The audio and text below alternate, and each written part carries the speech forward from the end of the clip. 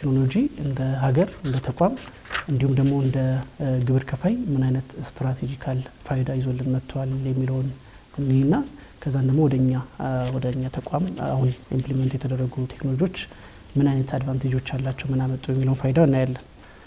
ከዚህ ቀደም በወረቀት ባክ ኦፊስ ላይ ሲሰሩ የነበሩ ስራዎች በሲስተም በሚሆኑበት ሰዓት ላይ በቀላሉ ካልኩሌት በማድረግ በቀላሉ መረጃን ሰብስቦ ወደ ግብር የመቀየር ሂደቱን ማቀላጠፍ ይቻላል። ስለዚህ ይሄ የገቢ ተቋማት የትኛውም የገቢ ሰብሳቢ ተቋም የሚሰጠውን አገልግሎት የተሻለ ያቀላጥፈዋል ማለት ነው። ከዚህ ቀደም በየገቢ ሰብሳቢ ተቋማት እንዲሁም በመንግስት መስሪያ ቤቶች የሚሰጡ አገልግሎቶች በሳምንት 5 ቀን ኦር ደግሞ አንዳንድ ቦታ ቅዳሜ ግማሽ ቀን አለ ተደምሮ እስከ 40 እስከ 44 ሰዓት ነበር የሚሰጡ አገልግሎት። አሁን ላይ ግን እነዚህን አገልግሎቶች በቴክኖሎጂ ስንቀይራቸው በሳምንት 7 ቀን 24 ሰዓት ኦልሞስት ከ400% በላይ እስከ 160 ሰዓት አካባቢ ይሆናል አገልግሎት መስጠት ይችላሉ። ስለዚህ ገቢ ሰብሳቢ ተቋም የሚሰጠውን አገልግሎት በጣም ውጤታማና የተቀላጠፈ ያደርገዋል። በዛው ልክ በርከት ያለ ግብር ከፋይ አገልግሎቱን ማግኘት ይችላልና ይሄ ከኦፕሬሽን አንፃር ለገቢ ሰብሳቢ የሚያመጣው ፋይዳ በዋናነት ልንጠቅስ የምንችለው ነው።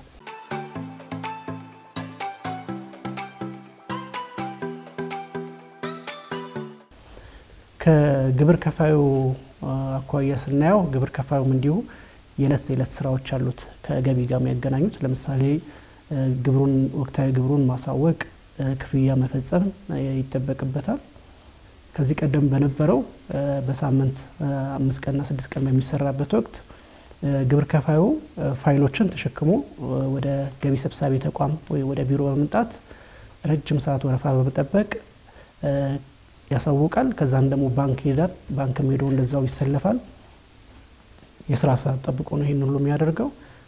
ባንክ ክፍያ ከፈጸመ በኋላ ደግሞ ተመልሶ ወደ ገቢዎች ቢሮ በመምጣት ደረሰኝ ያስቆርጣል። እንግዲህ ቢያንስ 3 ፕሮሰሶች አሉ እዚህ ጋር። መጀመሪያ ገቢዎች፣ ከዛም ባንክ፣ እንደገና ሶስተኛ ገቢዎች የነበረውን ፕሮሰስ በአንዴ ቤቱ ሆኖ በሳምንት 7 ቀን 24 ሰዓት ክፍያውንም ማሳወቁንም ወይ ደግሞ የሚጠበቅበትን ፋይል ማድረጉንም ማከናወን ይችላል ማለት ነው። ይሄ ከግብር ከፋይ አገልግሎት ከማግኘት አንፃር በጣም ትልቅ ለውጥ የመጣበት ነው።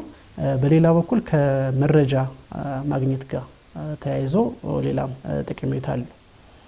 ለምሳሌ አንድ ግብር ከፋይ ባለፈው አመት ያሳወቀውን የከፈለውን ዝርዝር መረጃ ወረቀት ማገላበጥ ሳይጠበቅበት ማህደር ማገላበጥ ሳይጠበቅበት ቀጥታ ሲስተሙ ላይ ገብቶ በደቂቃዎች ውስጥ ሂስትሪውን ማየት ይችላል።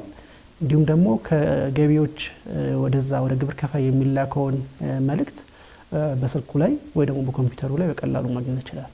ይሄ የመረጃ ተደራሽነትና መረጃን በቅርብ አክሰስ የማድረግ ሌላው ለግብር ከፋዩ የተቀመጠ አገልግሎት ወይ ደግሞ ቴክኖሎጂው ያመጣለት ጠቀሜታ ነው ማለት ነው።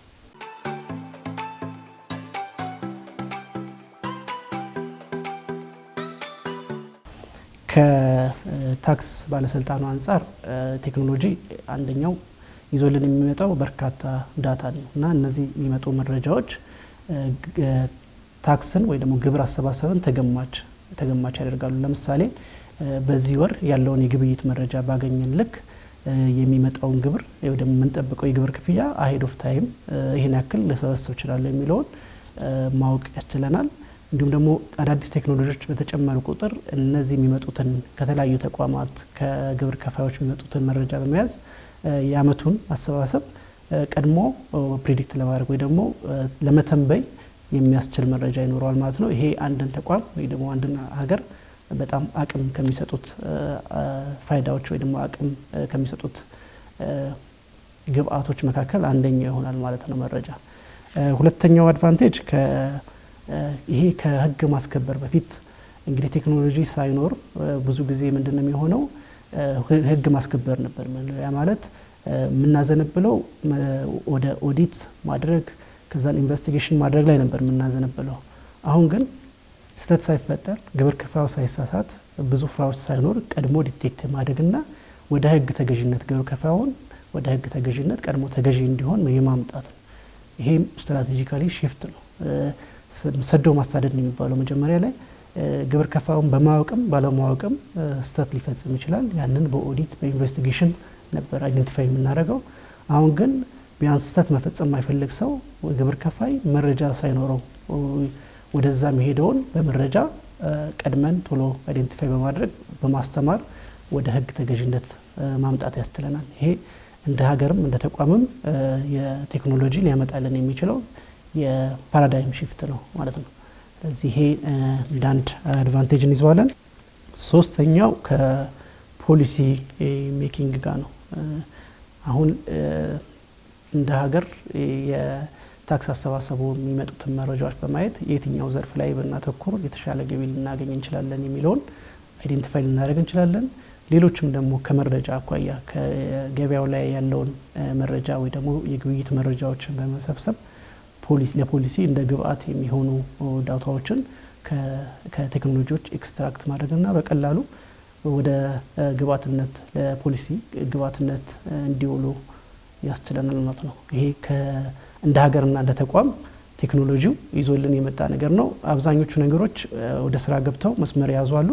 ግን ደግሞ በቀጣይም የሚሰሩ እነዚህ የሚመጡ ዳታዎችን እንዴት አድርገን ዩቲላይዝ አድርገን ወደ ጥቅም እናውላለን የሚለው በቀጣይ አሳይመንቶቻችን የሚያዝናቸው ናቸው። ኦቨርኦል ግን መሰረቱ በጥሩ ሁኔታ የያዝነው ነው ከስትራቴጂክ አንጻር።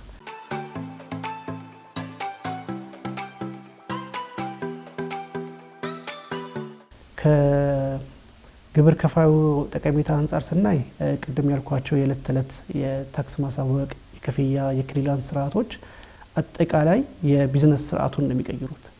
ወደ ኢትዮጵያ መምጣት የሚፈልግ ኢንቨስተር አንደኛ የሚያየው የታክስ ስርዓቱ ቀላል ነው ወይ ምቹ ነው ወይ የሚለውን ነው። ስለዚህ ምቹ ቴክኖሎጂን ባቀረብ ምቹ አገልግሎት ባቀረብን ልክ የግብር ከፋዩን የህግ ተገዥነት ወጪና በርደኑን እንቀንሳለን። ያ ደግሞ ኢንቨስትመንትን አትራክት ያደርጋል ማለት ነው። ስለዚህ በተዘዋዋሪ የኛ አገልግሎት በቴክኖሎጂ መደገፉ ምቹ የስራ አካባቢ መፍጠሩ ኢንቨስትመንትን አትራክት ማድረግ አንጻር ጠቀሜታ አለው ማለት ነው።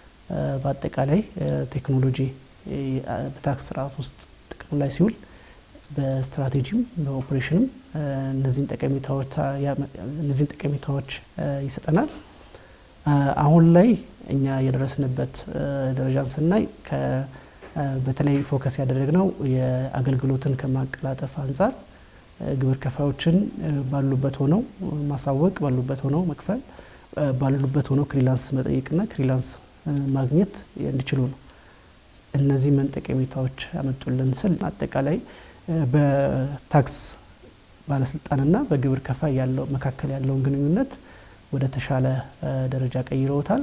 እንግዲህ በተለያየ ጊዜ ቁጥሮች ሲወጡ ነበረ። የፌዴራል ግብር ከፋይ 95% ባለበት ሆኖ ያሳውቃል። ይሄ 2017 ሪፖርታችን ነው። ወደ ተቋሙ ከመጡ ፋይሊንግ ወይ ደግሞ ማሳወቅ ሪፖርቶች መካከል 95% በኦንላይን የመጡ ነው። ይሄ በጣም ከአመት አመት እያደገ የመጣና አገልግሎቱንም በጥሩ ሁኔታ ያቀላጠፈ ነው ማለት ነው። ክፍያውም ከጊዜ ወደ ጊዜ እየተሻሻለ ያሉ የቴክኖሎጂም የኦፕሬሽንም ክፍተቶችን ከጊዜ ወደ ጊዜ በእኛም በኩል እያረምን ግብር ከፋዩንም ደግሞ በማስተማርና በማብቃት አንጻር ሞሮፍ ተጠቃሚ የሚያደርገውን ቴክኖሎጂ በማቅረብ አዌርነሱን በመፍጠር በኮሙኒኬሽንም በኩል በርካታ ስራዎች ተሰርተዋል። እነዛ ውጤታቸውም አሁን መታየት ጀምሯል።